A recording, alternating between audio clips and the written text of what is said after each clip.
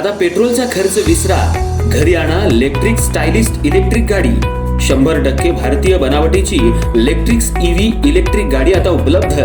5 वर्षांची वॉरंटी, आकर्षक कलर्स आणि स्पोर्ट्स डिझाइन। एकदा चार्ज करा आणि 100 ते 140 किलोमीटर पर्यंत रेंज।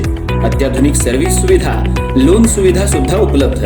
आजच भेट द्या साई मोटर्स, किसान चौक, इचलकरंजी। संपर्क 93 73 27 57 52 किंवा 0230 299 77 66। नो पेट्रोल नो टेन्शन, इलेक्ट्रिकचा स्मार्ट पर्याय।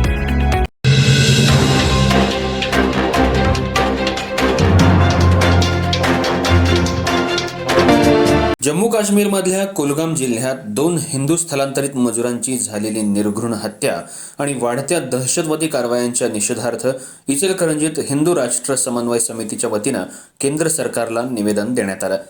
उपविभागीय अधिकारी कार्यालयामार्फत केंद्रीय गृहमंत्र्यांना पाठवण्यात आलेल्या या निवेदनात दहशतवाद्यांविरोधात शून्य सहनशीलतेचं धोरण अधिक प्रभावीपणे राबवण्याची मागणी करण्यात आली।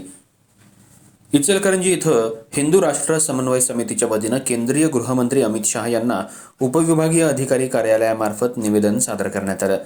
जम्मू काश्मीरमधील कुलगाम जिल्ह्यात 31 जुलै रोजी छत्तीसगडमधल्या 2 हिंदू स्थलांतरित मजूर दीपक आणि भूपेंद्र यांची दहशतवाद्यांनी हत्या केल्याच्या घटनेचा समितीनं तीव्र निषेध व्यक्त केला।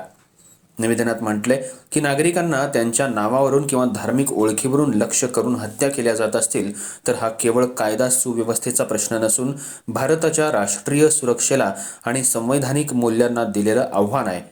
पहलगाम इथल्या घटनेनंतरही अशा प्रकारच्या घटना घडत असल्यानं दहशतवादी जाळं पूर्णपणे उद्ध्वस्त करण्यात यश आलं नसल्याची चिंता व्यक्त करण्यात आली आहे। समितीनं केंद्र सरकारनं दहशतवादाविरोधात झिरो टॉलरन्स अर्थात शून्य सहनशीलतेचं धोरण अधिक कठोरपणे राबवावं अशी मागणी केली आहे। तसंच या प्रकरणाचा तपास राष्ट्रीय तपास यंत्रणा अर्थात NIA मार्फत करून दोषींवर UAPA सह इतर कठोर कायद्यांनुसार कारवाई करावी अशी मागणीही करण्यात आली आहे। याशिवाय दहशतवादी संघटना, त्यांना मदत करणारे स्थानिक आणि विदेशी घटक, ओव्हरग्राऊंड वर्कर्स तसंच आर्थिक आणि तांत्रिक सहाय्य पुरवणाऱ्या संपूर्ण दहशतवादी जाळ्याचा कायमस्वरूपी बंदोबस्त करावा अशी भूमिका समितीनं मांडली आहे। काश्मीरमध्ये कार्यरत हिंदू मजूर, व्यापारी, कर्मचारी आणि विद्यार्थ्यांसाठी विशेष सुरक्षा आराखडा तयार करावा। पीडितांच्या कुटुंबियांना आर्थिक मदत, शासकीय नोकरी आणि आवश्यक संरक्षण द्यावं अशीही मागणी करण्यात आली आहे। दहशतवादी कारवायांचं समर्थन करणाऱ्या किंवा त्यांचं उदात्तीकरण करणाऱ्या व्यक्ती आणि सोशल मीडिया खात्यांवर कठोर कारवाई करावी। तसंच 1990 नंतर विस्थापित झालेल्या काश्मीरी हिंदूंच्या सन्मानपूर्वक पुनर्वसनासाठी राष्ट्रीय आराखडा जाहीर करावा अशी मागणीही निवेदनात करण्यात आली आहे। या निवेदनावर हिंदू राष्ट्र समन्वय समितीचे गटप्रमुख सुनील घनवट यांच्यासह विविध हिंदुत्ववादी संघटनांच्या पदाधिकाऱ्यांच्या आणि कार्यकर्त्यांच्या स्वाक्षऱ्या असून केंद्र सरकारनं या मागण्यांचा गांभीर्यानं विचार करून तातडीनं प्रभावी उपाययोजना कराव्यात अशी अपेक्षा व्यक्त करण्यात आली। नमस्कार, जय श्रीराम।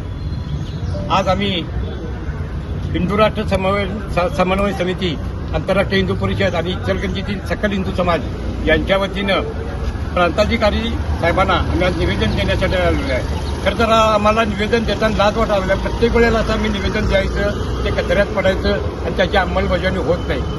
मित्रांनो, आपला हा हिंदू राष्ट्र आहे, आपला हिंदुस्थान आहे आणि या हिंदुस्थानातच जर हिंदूंना वेचून त्यांची जात विचारून जर मारलं जात असेल तर आज त्यांच्यावर जो प्रसंग आला तो आपल्यावर याला फार वेळ लागणार नाही। त्यात त्यांना विनंती करतो प्रशासनाला, आज त्यांना त्याची परवानगी दिली त्या पद्धतीने आम्हाला परवानगी द्या। जर तुम्हाला होत नसेल तर आम्हाला शस्त्र बाळगण्याची आम्हाला परवानगी द्या। त्यासाठी आम्ही सर्व हिंदू एकत्र येऊ। पण असे जर हिंदूंचे संसार उद्ध्वस्त झाले आणि हिंदूंना नष्ट करण्याचा डाव जर रचण्यात आला असेल तर थेट पाकिस्तानवर कारवाई करावी अशी आम्ही साहेबांना विनंती केलेली आहे। आणि सर्व हिंदूंनी संघटित होऊन याची टक्कर द्यावी आणि प्रत्येकाने आपला फक्त धर्मासाठी आपला गट तट पक्ष बाजूला ठेवून सर्वांनी एकत्र आल्याशिवाय ही घटना होणार नाही, त्याशिवाय आपल्याला मंजुरी मिळणार नाही। त्यामुळं आपल्या आपापसातील वाद बाजूला ठेवा आणि सर्वांनी हिंदूंनी एकत्र या, मग आपली ताकद त्यांना दाखवून देऊया। भारत माता की जय, भारत माता की जय, जय श्रीराम।